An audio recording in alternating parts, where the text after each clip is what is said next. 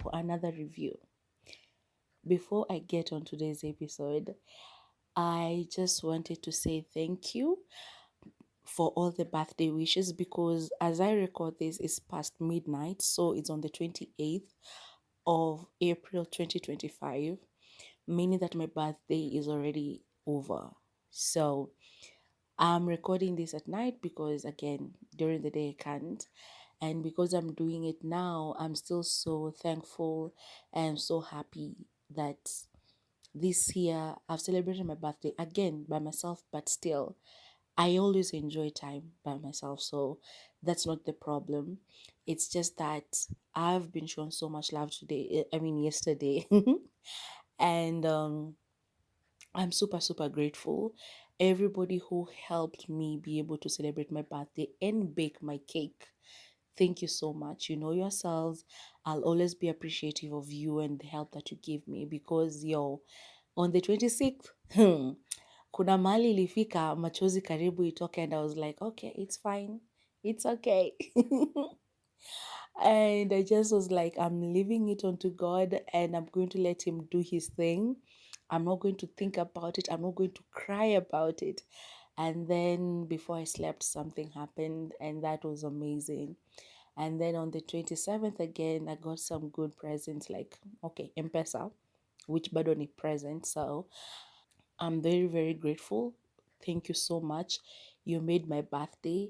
I know pilau is not usually like something special that people do, but I made myself pilau. And yeah, there was little pilau in my chili. But yeah, it was delicious because I love chili and I didn't mind that there was very little pilau in my chili. But yeah, I enjoyed it. I enjoyed it a great deal. And then I baked myself a chocolate cake. I first baked a chocolate cake for myself, I think a month ago or something. And it was so delicious. But then I kept taking pieces every single day, having it with tea in the morning. Alafu ikaisha. And then I started craving that chocolate cake because it was so dang delicious. And then after that, I tried to bake another one, but I couldn't get all the ingredients. So I let it go. But then I just needed to bake a chocolate cake again for myself this time. So I did, and I ate it, and it was delicious. Bede bado iko. I'm going to eat it pole pole through the course of this week, unless I get a visitor who will want to take a bite. And I wish you could see my face when I'm saying that because I'm not giving a happy face. That only means that I do not want visitors. Okay? So don't come to my place and ask for cake. I will not give you. Yeah. Anyway, I will, but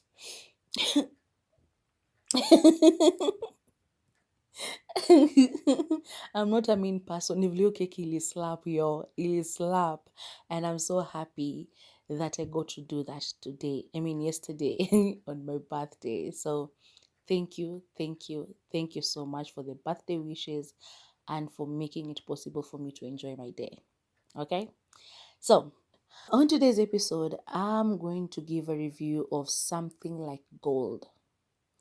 Something Like Gold is a 2023 Nigerian movie directed by Kayode Kasum and written by Adeze Ibechuku. I hope I'm saying the names correctly. Ibechuku or something like that, okay? So I hope I'm saying the names correctly, and if I'm not, please forgive me. The casts are Sandra Okunzua, who plays Tamara Jolayemi Scott, Timini Egbuson, who plays Demola. He was on MTV Sugar, but then here he was just spoiled. I didn't like his character like at all. Kunle Remy, who plays Tunde. Tunde. Ha! Mercy Johnson, I've loved this woman for the longest time. Since I was a kid, watching how the Nigerian movies like yo. And in high school, she used to do, like, she always gives her best, the best performances ever. She plays Auntie Mayowa. Segun Narinze, he plays Demola's dad. This name, Segun Narinze, I don't know where I remembered it from. There's a story surrounding that name and the man himself from back in the day. I don't know what he did or I don't know why I remembered his name, but Segun Narinze, I remember him from something that I just don't know. But yeah, I love the character. Patrick Doyle, he plays Jolayemi Scott, that is Tamara's dad. Um, Brother Shaggy, Brother Shaggy, he's credited as Area Boy. And then there's Teniola Aladese. She plays Yemisi. If you love spoilers like me, continue with the video. But if you do not like spoilers, this is your official spoiler alert. So run, okay? Run, go away. Don't listen to this. Don't continue listening to this, because I'm going to basically be giving the plot of this, like, of the movie. So if you don't like spoilers, go away, like right now. Okay, so something like gold, it starts with Tamara. Tamara is a very, very spoiled girl. Like, she's rich, her dad works in the oil industry, and she's been spoiled. Like, totally spoiled. Like, her mom started spoiling her when she was a very little girl, and her mom passed on. But then we start with Tamara. She's preparing for her wedding. So we are shown this, I think, a little montage or something. And so we get to Tamara. She's preparing for her wedding. It's on her wedding day, and she's there sat. Somebody's making her makeup, and yo, she's so feisty. Like, she shouts at the makeup lady, like, why using this cheap powder on my face? Where did you get it? And the makeup artist is like, it's not a cheap powder. And she doesn't want to hear it. She's shouting, clean it, wipe it off. I don't know. What are you using? Are you using wipes?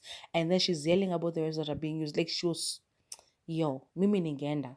Because I wouldn't have stayed there listening to her doing that to me. And I know you're supposed to be in me all like, I don't know, docile and listen because the customer is always right. But yo, I think where I'm at in life, I just wouldn't take that. So I would walk away. I don't care. I'd rather lose the money than lose my self-respect. But anyway, the lady stayed. So I think she was on the phone the entire time. And then finally her friends arrive, and these friends are also her bridesmaids. And so they come, and she's shouting at them as well. Because there's one who was very young. That woman looked hot, yeah. But then she starts shouting at her, and it was just crazy because the lady said something like, the fiance Demola, played by Timini Egbuson or Ebuson, I don't know if the G is silent or not. Like, he checks her out, and so that's made Tamara just spiral, started like from one friend to the next, telling them all these terrible things. Because this friend said one thing, and then she was like, oh, all the trips that I take you guys to Dubai, to, I don't know, Malaysia, blah blah blah.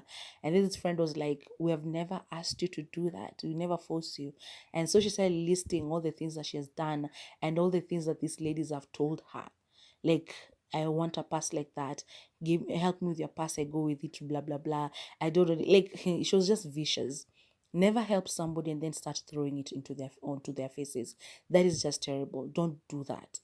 Like, yo, that part I was like, I'm going to slap you. But because of what the synopsis had said, the trailer, I was like, I know she's going to suffer. So she's going to, be at a shushua a couple of stairs down, yeah.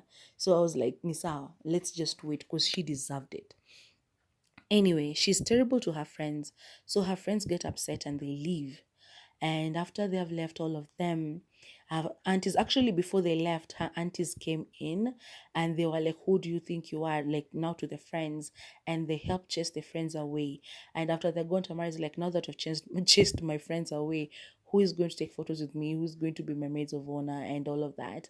And so the aunties are like, don't worry, you're going to organize everything. And they're praising her because everything that her mother used to tell her about her beauty and who she is, because she's Tamara Jolayemi Scott, the daughter of the rich oil whatever, mogul or whatever. And so they're there and they're praising her and all of these things. They're not helping, by the way. They were just encouraging her nastiness. But anyway, while they're doing that, one of the aunties, like, her phone starts beeping, and she checks it, and there's a message that her dad, like Mr. Jolayemi Scott, that is Tamara's dad, is going to be arrested because of fraud. and other things, I think. And so while that is happening, she checks it and she's like, yo, okay. And so she's trying to, tell the other aunt, because there are two aunts, but that one doesn't, like, she doesn't get the signal, but also her phone beeps and she checks it, and yeah, the story is there as well.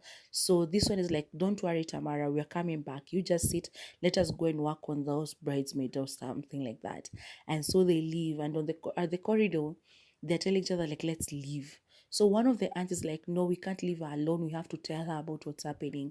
This other auntie is like, no, we can't tell her, because if we continue staying here and they come for the dad, they might come for us as well. And I was like, what do you mean?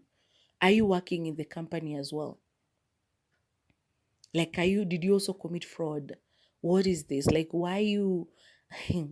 It was such a sad state, because I was like, okay, Tamara is bad, I get it, but she's your niece, and this thing is going to blow up her life, and you guys, her aunties, are supposed to be taking care of her, but then you're just walking away. But then later on, I came to realize why. So the aunties leave, and Tamara doesn't know what is happening. So she's seen again, she's yelling at the makeup artist who's now helping her with her dress. There's a photographer who's taking photos, because now she's dressed in her gown, and there's a photographer taking the photos, and the makeup artist is the one who's still helping her with her gown, because the people who are supposed to be doing it, her bridesmaids, were chased away. She insults the makeup artist and she goes away and chases her away. And then the photographer continues taking the photos she put. Like, it was just a chaotic scene. But then eventually she meets up with the dad and she realizes what is going on. The dad is like, I'm sorry, the wedding won't be going on. I don't know if the Muller's dad is going to let the wedding go on. But yeah, I think they've cancelled the wedding. So she's like, no, daddy, why didn't you tell me this was happening? How could you do this? Blah, blah, blah. The dad is like, I'm sorry. The police are going to come for me. They're going to take our assets and everything. So we go to the next scene where she's like at Demola's place, and she's like telling him, she's calling out for him. This man is upstairs. The Askari is the one with the lady downstairs asking her to leave, because apparently the master is not in. He left, he packed his bags and he left. And I'm like, Mr. Demola, like, who does that? This is your fiance. Was it a business arrangement that, this family and this family came together so that this marriage could happen? Or were you in love? Because I wouldn't, he didn't have any backbone. Because who does that? He was upstairs, and at first we don't know that he's upstairs. You can like really believe that he left, which is already wrong on its own. But then, Tamara is downstairs, she's crying, calling out his name, and then eventually we are shown that he's upstairs. The Askari manages to convince her to leave, and so she's outside. She actually removes her ring and she puts it on the table, and she looks and she's like, you will remember me, I'll make you, regret this. So she leaves, she gets into her was it a Range Rover, I think, and she's outside, she's driving, and she's still in her wedding gown, and she drives and drives and goes to this place, and then her car stops because the fuel is, I think, the fuel ran out or something. So she stops there and she sleeps in the car. In the morning, she wakes up and there's this guy, now the one who's credited as area boy, paid by brother Shaggy. That man, hey my God, that man has mouth. Like, he talks and he talks and he talks and he's yapping, and everything that he's saying, he's shouting, and he's speaking pidgin English. So you can just imagine, like, he was yelling and shouting and asking all these questions and yelling at Tamara. And Tamara is just confused. She's just woken up. She hasn't even brushed her mouth or anything. That man goes to like, you, as pretty as you are, you have a stinking mouth. Like, I'm like, yo, you just woke her up. So apparently, where that place that she had packed, you're supposed to be paying for it, and this guy wanted her to pay. So she's like, how much do you want? And the guy is like, 1,000. And she goes like, $1,000. And he's like, no, 1,000 naira. Coiny, do I look like Joe Biden? Or Joe Biden's brother? No, I don't need it in dollars, I just need 1,000 naira. And so Tamara goes like, you mean just for 1,000 naira, that's why you've been shouting at me like this? I'm going to give you 50,000 naira. So The guy is like, what? For 50,000 naira? Fine, fine. It's okay. Why was I even yelling at you? And I don't know, he starts washing the car, blah, blah, blah. He calls his friend to bring him weed and all of these things. And he promises to give him 20,000 naira. And I'm like, don't plan with money that you haven't seen. Don't plan, never plan with money that you have not seen yet. And so she stays in the car, her phone rings, and somebody tells her that I'm coming for you, I'm coming to pick you up. She's like, okay, fine, I'm waiting. And so after a while, Mercy Johnson, she plays Auntie Mayowa. She comes and she's like, yeah, I'm the one who's been sent to come and pick you up. I'm sorry about what is happening. And Tamara, of course, she's rude to her as well. She's like, you, why are you taking me? Why did my dad send the driver with another car for me? Why did he send you? And like, this girl is not accepting her situation. And by the way, I skipped a part. So when she comes from the Mola's place, she goes to one of her friends, the ones that she had chased away, one of the bridesmaid, telling her like, I've had such a long day. I just want to have a bubble bath and I don't know, orange juice or something like that, or what was it? And I don't know, like I want. She starts telling her the things that she wants to be cooked for, and I'm like, yo, Nani, you chased your friends away, you made fun of them, you made them feel like they were nothing, ni kama walikuwa kupe, and now you're calling one of them, telling them you're going to sleep at her place and demanding what you want her to do for you. When she got there, of course, as I wanted it to happen, that lady was like, you're not getting into my house. She had locked the door and was waiting for her outside. She was like, I thought you were kidding. And then Tamara tries to play it down, like, like nothing serious has happened. And the friend is like, I know what is happening. It's all over the news. We know what is happening to your dad, and your wedding is not going forward. So I know, don't lie to me. And so that's why she left and ended up at that alley where this area boy was yelling at her. So anyway, Auntie Mayowa takes her away after a serious altercation with, the area boy and his friend who had brought him weed. Because he was like, you have to pay me the 50 naira that you promised, 50,000 naira that you promised. And Auntie Mayowa is like, no. Where is she going to get all that money? For what? For parking here? And so she goes like, I'm going to fight you. She even prepares her fist and she's like, we're going to fight, and tries, and the guy calms down. And Auntie Maria asks him, where can she change? And so they get into a shop. She changes in there and they come out, get into an Okada. That is a motorbike. And when they're doing that, this guy is like, give me my money. I'm waiting for my 50. And she's like, what 50,000 naira? We have no money. We don't have that kind of money. And so Lady Tamara getting on that Okada, it was also a problem because she's like, how do I even sit on this? Like, how do I even get on this? I don't want it. She kept screaming. Like, her screams were hilarious though. She kept screaming and crying, and she's like, no, this is not me. This is not my life. And so they get into their Okada and they drive to like a ghetto. And yo, Manny, hey, you think people are living in problems? This place was just terrible. They get into the house. Okay, it was like a bed sitter. A bed sitter is like a studio apartment. And so I think it had a toilet and no, because she was taken to the bathroom outside the next day. So there was a bed and there was a chair. There was a TV and some things in the house. But then there was leakage from the roof, which apparently was from a toilet upstairs. And yeah, yo, Tamara starts screaming again. She even tries to run away and go, I don't know where. And while she's outside there calling somebody, she was trying to call people, and I think she spoke to somebody.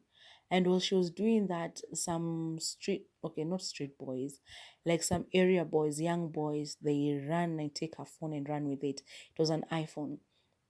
So she tries to cry and follow them, but But anyway, when she was getting into that area while they are walking in, Mr. Tunde,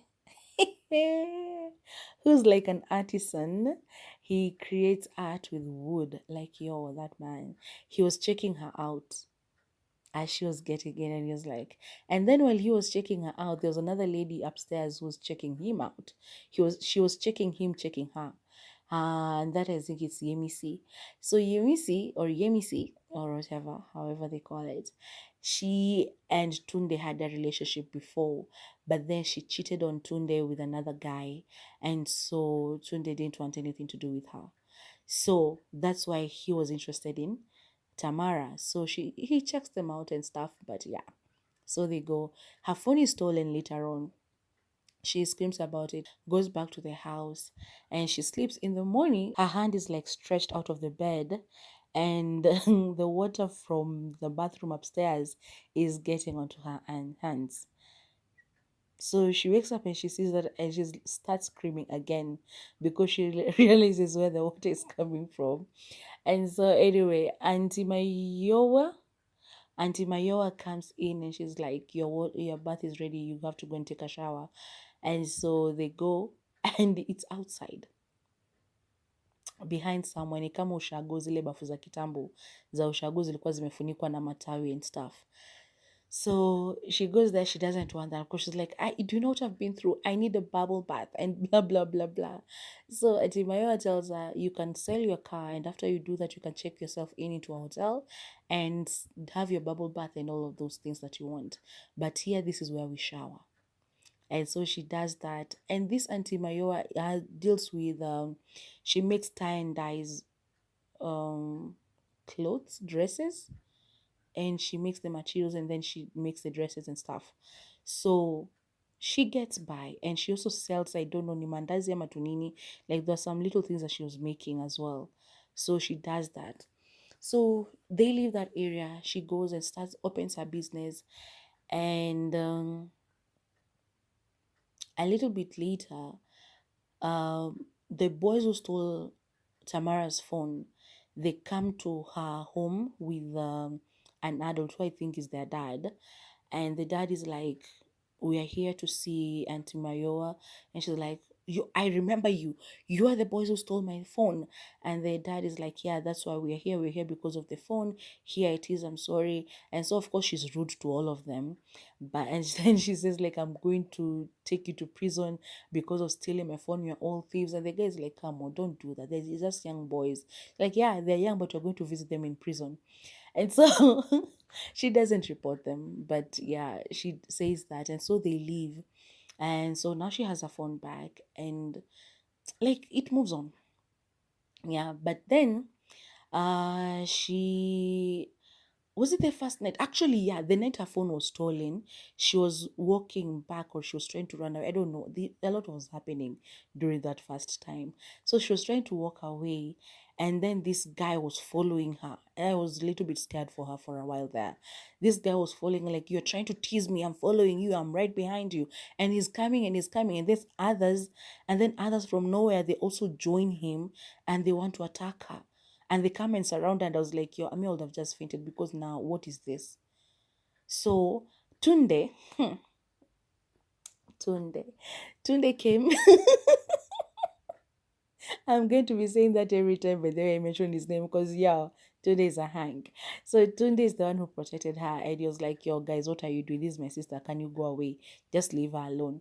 So all of the guys went. She was rude to Tunde as well. So, like, at the beginning, she was just rude to everybody. Like, she wasn't accepting where now her life is. And so that happens. And then she moves on. So a little bit later, she's like, she confronts Auntie Mayowa and she's like, why are you helping me? Because she had brought her a dress. She had made her a dress, a very nice one, by the way. And she was like, why are you helping me? Why did my dad come to you? Why not my other aunties? Like, why you? Because Auntie Maya used to work as a housemaid in her home while she was growing up. So, and then she left. So that's why she was like, why you? You are a house girl. But then I have aunties who are my mother's sisters or something like that. So why didn't he call them to come and help me? Instead, he called you. Why you? And then I was like, yeah, because she's your mom. The moment they mentioned that she used to work at their home and she was asking all these questions, I was like, yeah, because she's your mom. Something happened, but she's your mom. And yeah, Mercy Johnson goes and says, yeah, because I'm your mom. She's like, what? No, you have to ask for forgiveness for saying that. You don't know what my dad is going to do when he hears that you say that. Blah blah blah blah. And she does all these things, and Auntie Mayoa is trying, like she's crying and stuff, and so she walks away. She's like, I won't deal with this right now. She walks away and she's like, I'm sorry, I didn't mean to say that. Blah blah blah, and she leaves. And Tamara remains there yelling at her, like, you have to come back and talk about this with me. You can't just say something like that. You're not my mother. Blah blah blah. Anyway, later on, she's asleep. Auntie Mayoa comes in and finds her asleep on the bed, and she just sits there with her for a while.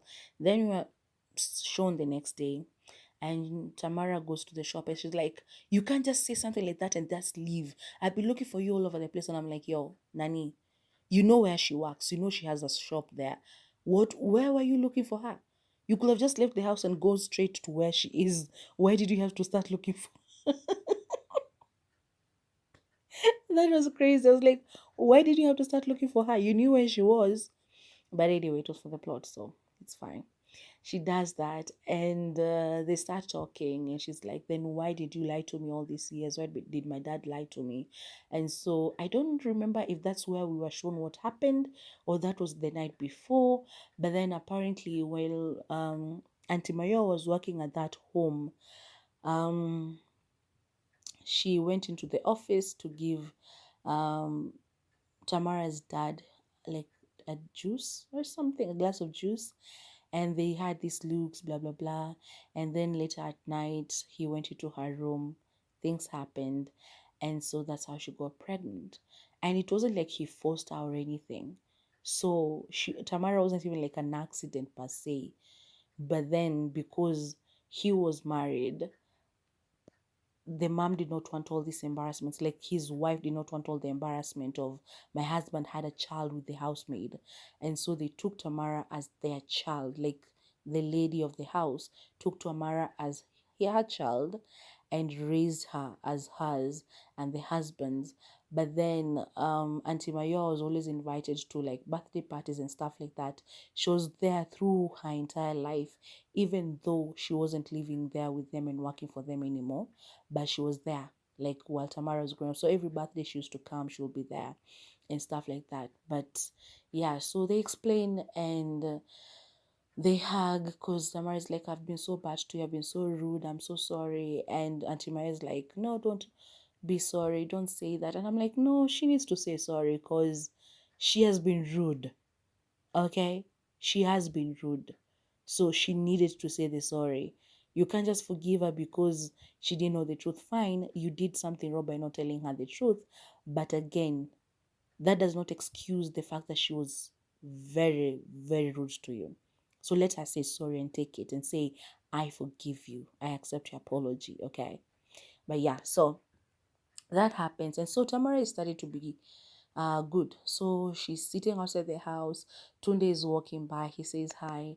Tamara ignores him for a while, but then he goes like, Tunde.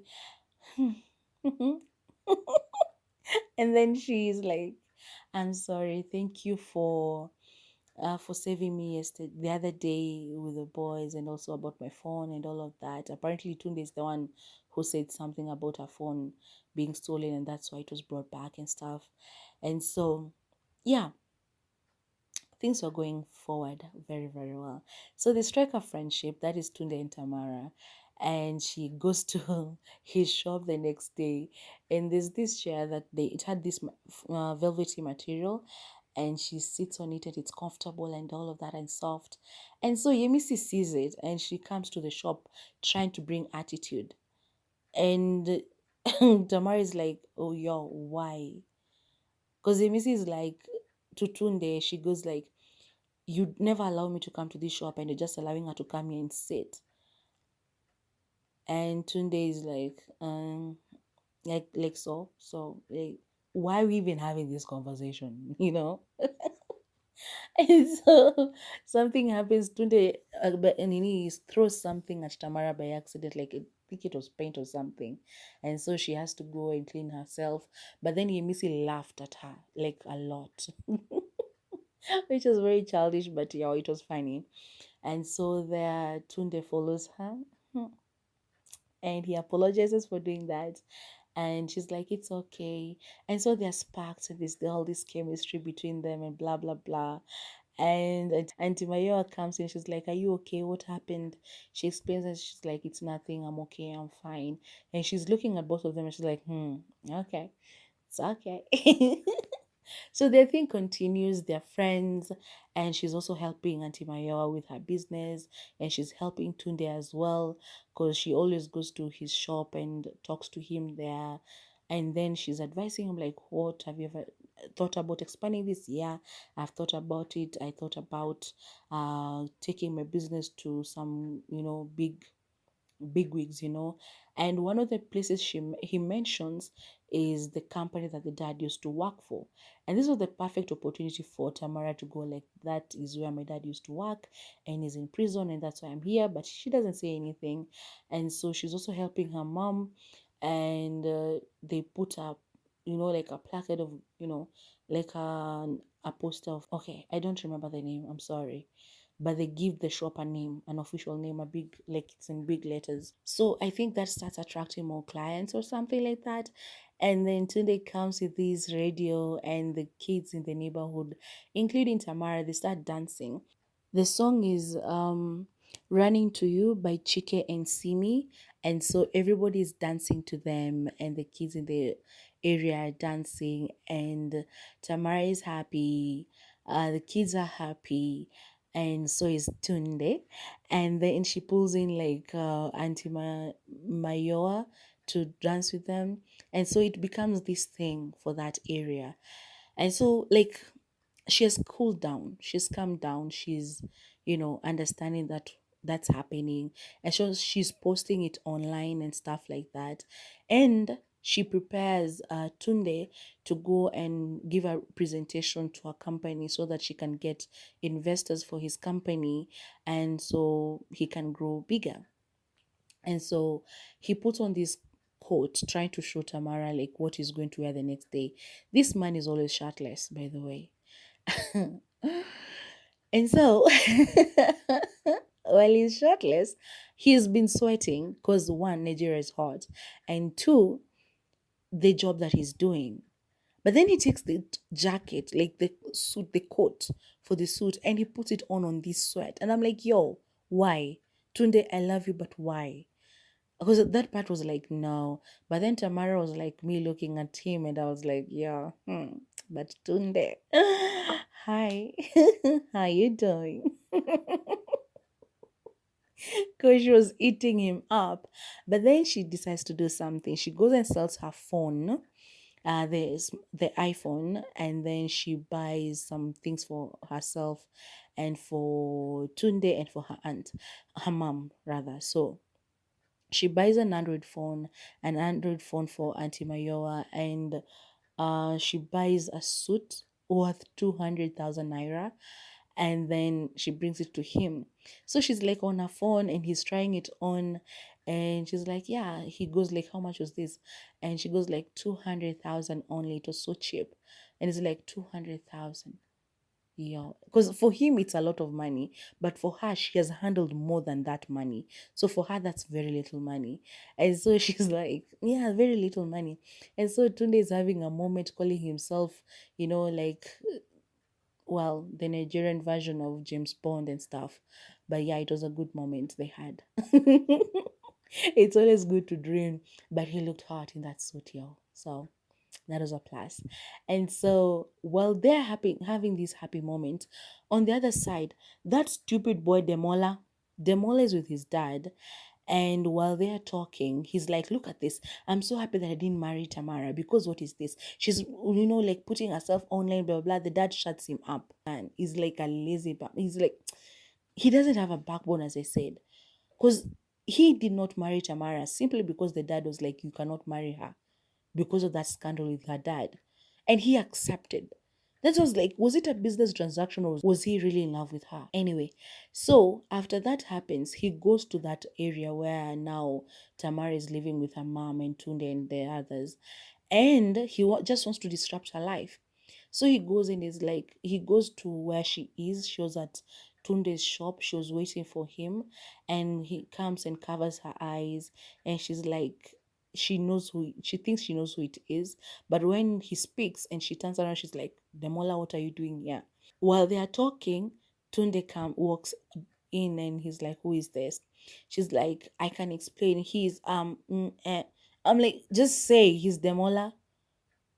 But then she hadn't talked to him about her past and how rich she was and her dad and all of that. So I get it. But also I was just like, you see why you just have to tell the truth? Because if you had told him the truth from the beginning, even if he would have judged, he judges you harshly and you know that you have no chance. He forgives you and he understands, and you're like, okay, maybe something can happen between the two of us. But now this thing of now, oh, you know, I can explain, and I'm like, what do you even have to explain? Just say his name is Demola. But then because she didn't talk, the Demola is like, I'm her fiance. Of Tunde, my Tunde was very crushed. But anyway, so he's like, let's go. You cannot be in this place. I've come for you. I've been trying to call you, blah, blah, blah, nonsense. And I'm like, calling her? When she was calling you, when everything was falling apart for her, where were you? Now that she has gotten her life all together, now you want to come and what? Man, Jesus Christ. And so she's like, yeah, I've come to get you. You have gotten your dad out on bail and you have gotten all your properties and stuff back. So when she hears this, she's like, of course, because it's her dad, he raised her and all of that. So, of course, she goes with him and telling Tunde, I'll call you. Don't worry. I'm so sorry. I'll call you. Tunde remains behind. I'm so sorry for him. I wanted to give him a hug, but y'all, he's in Nigeria. I'm here. So it couldn't happen. But Tunde, I hugged you. Don't worry. I got you. And so he goes, they go, and she's with her dad, and she's like, doesn't want to talk to him because why didn't you tell me the truth that, Auntie Mayoa was my mom and stuff like that? And the dad is like, I'm sorry, we hid that from you, but you know how your mom used to behave and your aunts and all of that. And that's why I had to leave you with your aunt when this happened to me. And it's not like even what happened. I wish I could tell you that what happened between Auntie Mayo and I was a mistake, but it wasn't. It wasn't even like, that's why I was like, yeah, I get it. Because the mom was so harsh and everything. Like, hiyo tabia mbaya Tamara alikuwa nayo, it was mostly because of the mom who raised her, the mom who raised her, not like Auntie Mayoa. But then, yeah, so they finally talk about it and they understand each other. And so this guy, Demola, Demola now wants to marry Tamara and he's made up everything. He has done all of these things and he has prepared and even the date for the wedding and everything. You left this woman at the altar, ditched her on your wedding day. And now that she's gotten her life together, now you have come back and organized everything for her.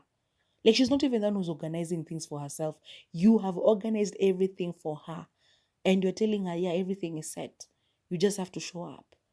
So she listened and she was like, thank you for making it easier for me to do this. And she dumps his ass, which I was like, yeah, let's go, girl.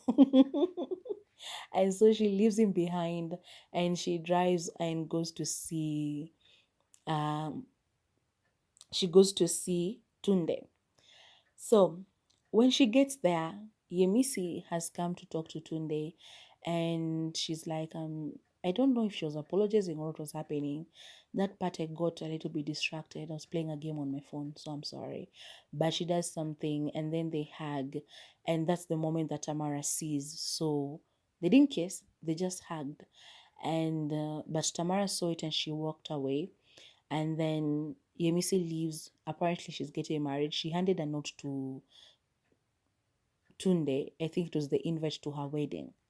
And so Tunde, after she leaves, Tunde takes his radio. He removes his suit jacket. And I'm like, that's a 200,000 naira suit jacket. I know it might not be that much money even in Kenya, but still, it's a lot of money. So why are you putting out there? Why are you putting it out there? What if somebody snatches it? But he wasn't leaving it. He just took his radio and he got on top of this thing that was outside his shop and they started dancing to that song again. They danced to that song a couple of times. So Run Into You again. he started dancing to it, and he was just having his moment. And then Tamara comes back and she's like, I know you're missy, blah blah blah, but then I want to tell you something. I want to talk to you. I know you're upset with me, blah blah blah. But I like you. And he's like, I love you. So all lovey-dovey stuff. And so they say they love each other and all of that. He says that the meeting went well with the investors, so he's going to expand his business. They are happy about it. And yeah, they hug, they kiss as well, and they continue dancing there. And then so we move to another part where they're coming from a car and they're going to the shop, I believe. I believe it was the shop. Now Auntie Mayoa's shop is bigger, and so they were getting there and they talked to her outside there. Tunde was inside the shop. Then he comes and tells them something, and she goes back to the car for something, and then they come back. She comes back and she looks at the signage at the door, and that's where the movie ends. I want to say. I hope I'm not mistaken, because yeah, I think that's where it ends. They were all together there. Yeah, I think so. If it's not, please correct me. Go watch it and then tell me that you're Mildred, you are lying. That's not where it ended. But I believe that's where it ended. I think my mind is telling me that's where it ended. But yeah, so that is something like gold. It's a very, very lovely watch. I loved it so much. I know sometimes Nigerian movies are usually like like woo. You watch them and you're like, did that just happen? Like, did that ghost cross the road like checking left and right? But I think the ones on Netflix are very different. So I enjoyed that watch very, very much. Like I loved it. I loved it. I loved it. I loved everything about it. And I know I keep saying that I love everything that I watch, but yo, I just I'm not a terrible critic. Let me say that. Like, when I like something, I like something. I love romantic comedies. Maybe I will critique more if it was something science fiction or whatever. But then I don't know how much I will do that because I do not understand half of those things. So I'll probably just be like, okay, so this happened and it's not true. Because that will never happen. Even though I would know it's science fiction. But yeah. So, but then with this one, it was such a lovely movie, very straightforward actually. Like you understood what was happening. I could almost tell, like, yeah, this is what was going to happen. It was predictable a little bit, but that's because it's me. Maybe somebody else wouldn't be able to predict the things that are happening. But yeah, for me it was like, oh yeah, so she is her mom. And then also, oh yeah, this Tunde, she and him are going to end up together. And oh yeah, you see how you're talking to your friends, you're going to go to them and they won't want you. Yeah, so I was able to predict a couple of things, but still, it doesn't mean that it was bad. It was good. So I loved it so much. The story was amazing. The characters were, they delivered. The acting was good. I don't think there was anybody whose acting was like ill. Even that area boy, he was talking, I was so upset with him because I was like, why are you shouting? And I know that's how Nigerians speak sometimes, but I was like, why are you yelling? Why are you shouting at her? Like, she's just woken up. Can you shut up? Can you just walk away? Can you, like, but that is what makes you know that he was a good actor because he delivered his part. He was given this little part and he did his best. So their acting was so good. All of them, they did something good. They didn't show a lot of Lagos because they were shooting on Lagos, on location in Lagos, and yeah, I loved even that ghetto. It was good because it shows you a different side of, you know, it's usually like Nigerian movies are usually like in the villages, ama in the uptown, like the rich neighborhoods and stuff. But this one showed this part, and even though I haven't watched Nigerian movies for a long time, I loved it. It was just good. They didn't show a lot of it, a lot of Nigeria, but it was still good. I loved it. I loved its simplicity because I don't know. There are just like two, three locations in the entire movie, if I'm not mistaken. Like there weren't like, I think there are less than five locations in that movie, which was very good. Like it's simple, as I said, it was a simple movie, very good. Music, I don't know why they used that song by Chike and Simi, like Running to You, because it was the running song, but I still loved it because it whenever it played, it meant something to them. It was like their song, so I understood why they did it. But yeah, it is a good song. As I said, I love Simi. I would never like be like, oh, her song now. It was a lovely song, so I loved it. And yeah, overall, I'll give it rating of, I don't know, 8 out of 10. Don't ask me why not 10 out of 10, but a rating of 8 out of 10. I'll give it that because it was very lovely and it was so good and the acting was amazing. Tamara was like a screaming made my day. She was just crying at the beginning because of everything that was happening to her and not wanting to accept that things have changed for her. It was so good, but yeah, so I loved it, loved it, loved it. I would advise all of you to go and watch it on Netflix. Something like Gold. Nigerian movie 2023. Okay, go watch it, you will love it. It's a not a rom-com because it wasn't comedic, but it's a drama, but it's a romantic drama. Okay, so if you're into that kind of thing, go and watch it and you will love it. If you're not, don't do it, because I don't want you watching it and critiquing in a bad way because you don't like romance. Okay, so watch it if you love romance, and yeah, I'm sure you're going to love it so so much. And after you do that, come and tell me in the comment section if you agree with my my review or if you don't. And yeah, tell me your rating and what you think about it. While you do that, please remember to like, share, and subscribe. Hit the bell for notification so that whenever I post something new, you can come back and be the first one to watch. And yeah, we'll continue growing this little community that I'm trying to form on here. Okay? Yeah, so yeah, happy watching. Bye bye now.